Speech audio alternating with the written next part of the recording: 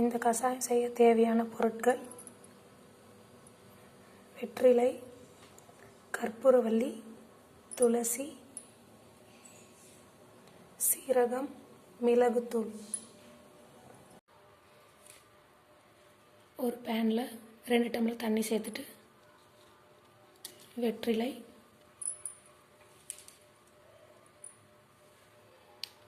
கற்பூரவள்ளி,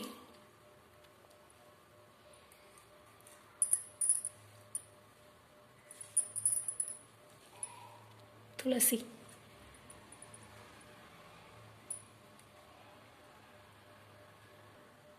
சீரகம் 1/2 ஸ்பூன், மிளகு 2 சிட்டிகை.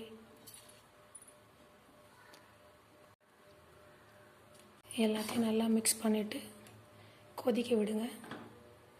2 டம்ளர் தண்ணி 1 டம்ளர் வர வரைக்கும் சுண்ட கொதிக்க விடுங்க. லோ ஃப்ளேமில் கொதிக்கணும். நான் இதில் இஞ்சி சேர்க்கல. உங்கள் குழந்தைக்கு இஞ்சி நீங்கள் ஏற்கனவே சேர்த்துருக்கீங்கன்னா நீங்கள் சேர்த்துக்கோங்க.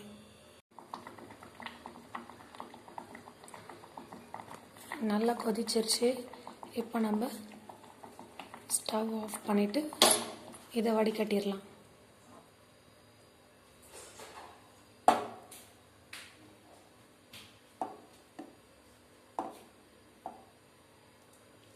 அம்மா சூப்பரா கசாயம் செய்வாங்க. எல்லாருக்கும் பிடிக்கும்.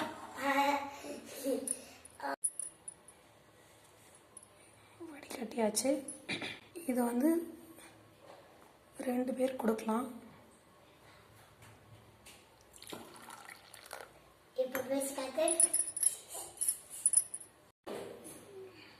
டேஸ்ட்டுக்கு இதில் ஹனி மிக்ஸ் பண்ணி ஆறுனதும் குழந்தைக்கு கொடுக்கலாம்.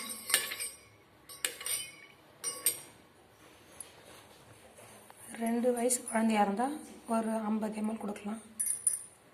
4 வயசுக்கு ஒரு 75 ml அப்படி கொடுக்கலாம்.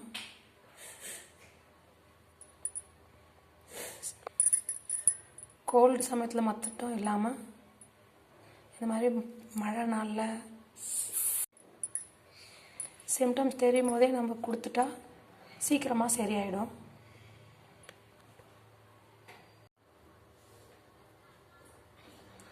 ஒன்றிலிருந்து 5 வயசு வரைக்கும் இந்த கஷாயத்தை கொடுக்கலாம். 1லேருந்து 2 வயசு உள்ள குழந்தைக்கு ஒரு 25 ml கொடுக்கலாம். 2லேருந்து 3னா ஒரு 50 ml. 3லேருந்து 4 ஒரு 60 ml கொடுக்கலாம். 4 வயசுக்கு மேலேனா ஒரு 75லேருந்து 100 ml வரைக்கும் கொடுக்கலாம்.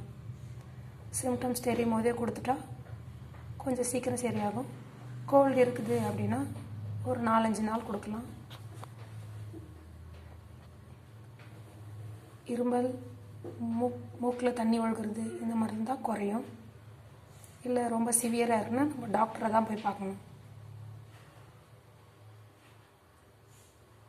மழை நாளில் கோல்டு இல்லாட்டி கூட கொடுக்கலாம் இது.